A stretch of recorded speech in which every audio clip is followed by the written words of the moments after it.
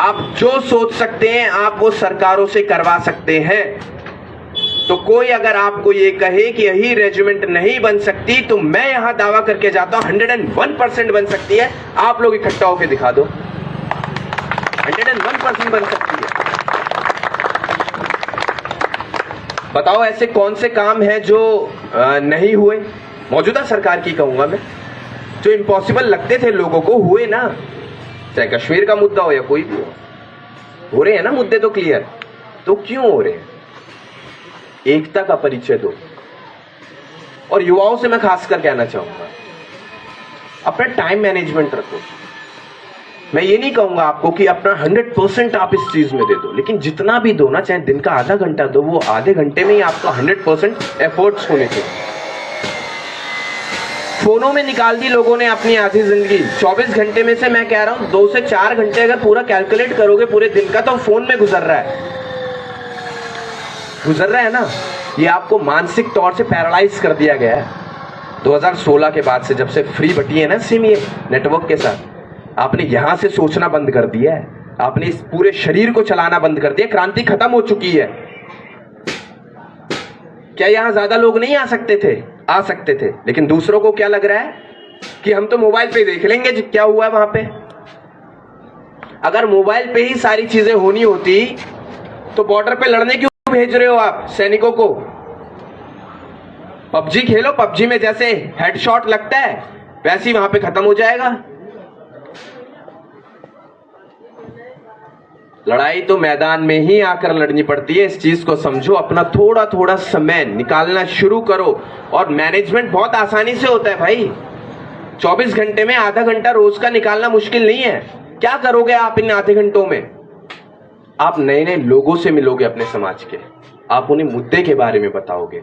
आप उन्हें बताओगे कि क्यों ये मुद्दा जरूरी है, क्यों इस मुद्दे के बाद आप अपने समाज के तमाम मुद्दे भी सुलझवा सकते हो। जब सरकारों को दिखेगा कि ये तो इकट्ठे हो चुके हैं, एक नहीं आपके 10 ऐसे मुद्दे निकल के आएंगे जो आप करवा लोगे क्लियर उनसे। और इस चीज को मानना पड़ेगा आपको, चाहे कितनी तादाद है आपकी यूनिटी ना होने की वजह से आप लोग प्रताड़ित किए जा रहे हो हर क्षेत्र में। चाहे रोजगार की बात हो या राजनीति की बात हो, कहीं भी हो, किया जा रहा है आपको परेशान। और रोजगार आज की तारीख में बहुत बड़ा मुद्दा है। अगर रोजगार नहीं मिलेगा तो यही जो लोग झंडे उठा रहे हैं ये तलवारें भी उठा लेंगे। और यही मैं नहीं चाहता कि मेरे समाज का कोई व्यक्ति गलत राह पर चले। युवाओं का देश है, युवा ही सत्ता परिवर्तन करना भी जानते हैं, युवा ही अपनी बातें सरकारों से मनवाना भी जानते हैं। तो मैं सिर्फ इतना कहूंगा, युवाओं की कंडीशनिंग बहुत बेहतर होनी जरूरी है। तो हम लोग मिलकर तैयारी करेंगे, हम लोग मिलकर मेहनत करेंगे। हम पिछले कई सालों से इस चीज में लगे हुए हैं। आज रुझान आ रहा है, कल और अच्छा रुझान आएगा। हम सरकार भी तो बदलने का 5 साल तक इंतजार करते हैं ना। तो जब 5 साल तक हम सरकार बदलने का इंतजार करते हैं, तो क्या हम ऐसे संगठन पर विश्वास करके 5 साल उसका साथ नहीं दे सकते जो आपके युवाओं की दिशा और दशा बदल दे? एक पीढ़ी गई, ये नीचे वाली पीढ़ी पर काम करना है। आज करेंगे तब ये यहां बैठेगी और इसकी जो अगली आएगी वो कुछ चेंज लेकर आएगी। यहां तो हमें उसको मजबूत बनाने पे काम करना है बस। बदलाव तो आपके भी अगले वाली लेके आएगी। तो छोटा प्रोसेस नहीं है, प्रोसेस बहुत बड़ा है, बस समझना जरूरी है। अभी 18 नवंबर को रेजांगला डे आ रहा है। तो मैं चाहता हूं, वैसे तो यहाँ पे वो आचार संहिता लगी रहेगी, ठीक है। तो अगर नहीं कर सकते हो आप कुछ भी, तो टुकड़ियों में अपने स्तर से लोगों के पास जाओ और उन्हें बताओ। रेजांगला डे के बारे में भी बताओ ना। पता होगा आप लोगों को 1962 इंडो चाइना वॉर, 124 वीर अहीर सैनिक और सामने आपके 3000 चीनी सैनिक। आप इमेजिन नहीं कर सकते साहब क्या जज्बा रहा होगा उन लोगों का लड़ते वक्त। आप उनके लिए हैं यहां पर।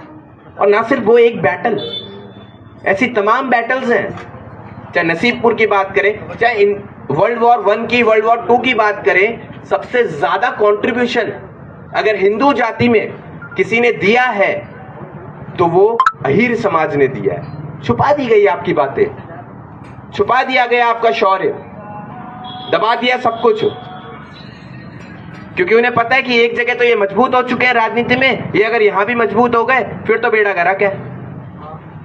और अब तो ये जनगणना की भी मांग करने लगे कि जिसकी जितनी हिस्सेदारी उसकी इतनी जिम्मेदारी। क्यों नहीं हो रही है चीजें?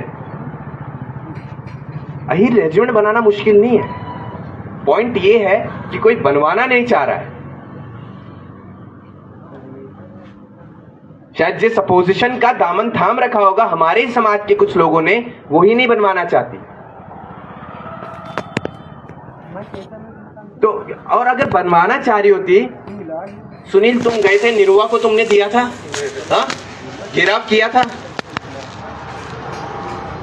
बीजेपी से सांसद है आजमगढ़, क्या स्टेटमेंट था पहले कि बिल्कुल बननी चाहिए, हम बनवाएंगे, इलेक्शन के बाद बनवाएंगे, हम अपनी बात रखेंगे। आप अब भी नहीं समझ पा रहे हैं, नहीं मतलब किसी को समाज से।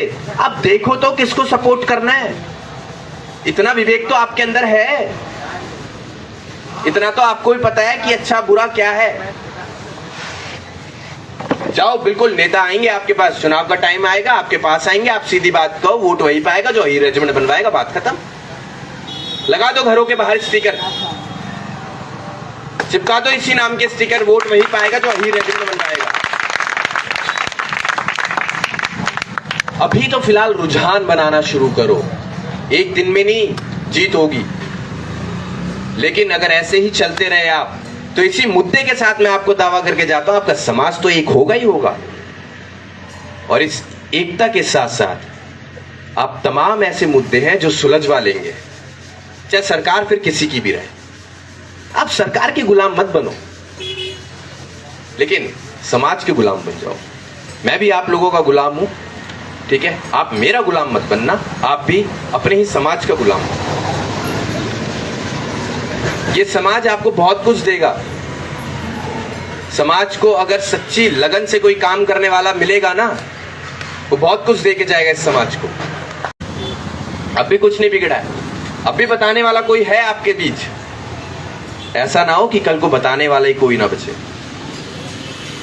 ये सरकारें ऐसी हैं, सही सलाह देने वालों को भी हटा देती हैं लाइन से। पर भरोसा करके चलना, नियत और नियति में कभी भी संदेह मत करना। पूरी ईमानदारी के साथ आप लोगों के बीच पहले भी लगा था, आज भी लगाऊं, आगे भी लगा रहूंगा।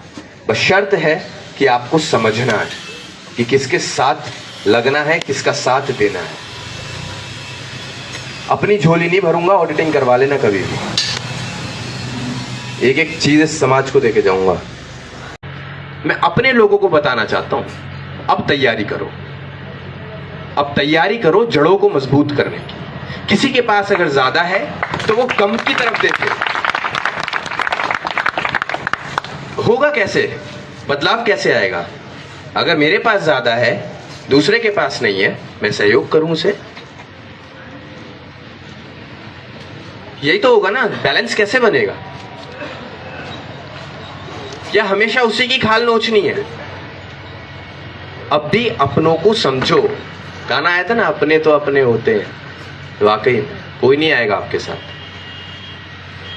ये अपने ही हैं जो आएंगे। और समाज में उठना बैठना शुरू करो। पहले 16, 17, 18 साल में शादी हो जाती थी, वो बच्चा सामाजिक बन जाता था। आज मैं शादी नहीं कह रहा हूं, शादी करो इतने टाइम में, आराम से करो, 20, 22, 25 के बाद आराम से करो। जब आपको लगे आप स्टेबल हो गए हो तब करो।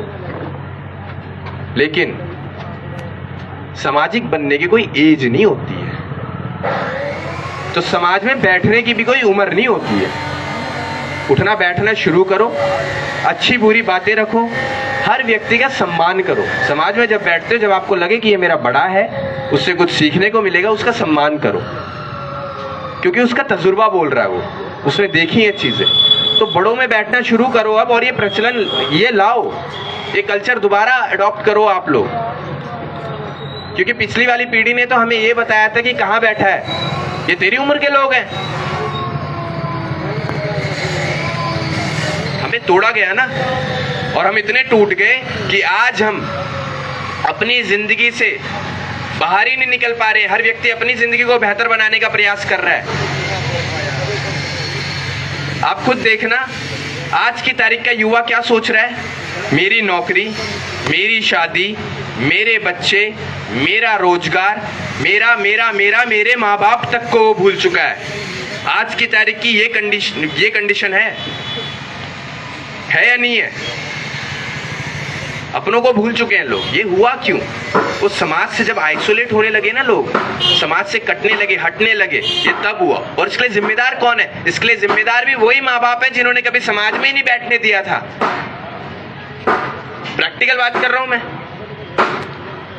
तो आप लोग इकट्ठा होइए, युवाओं का देश है, युवा ही सब कुछ करेंगे। अपने बड़ों के साथ बैठिए, उनसे कुछ सीखिए, और जहां भी समाज की कोई बात आए वहां पर आप लोग इकट्ठा हो जाइए।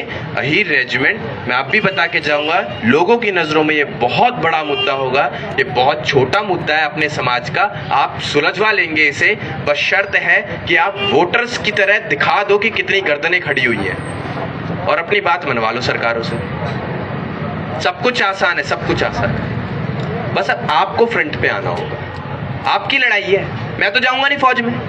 करो, इन सब चक्करों में कुछ नहीं रखा, ये लफंडरों वाले काम है। अब गलती उनकी भी नहीं है, मैं उनको गलत नहीं कहूंगा। उन्होंने देखा क्या है कि रैलियों के पीछे बच्चा मेरा भाग रहा है, उसे कुछ मिल नहीं रहा है, भूखा प्यासा पसीने में, उन्हें ये भी एक रैली लग रही है, लेकिन ये रैली नहीं है। ये आपके समाज के सम्मान, स्वाभिमान, अधिकार, हक की लड़ाई है। लगेगी ये भी रैली की तरह। जय माधव, जय जय, हक है हमारा।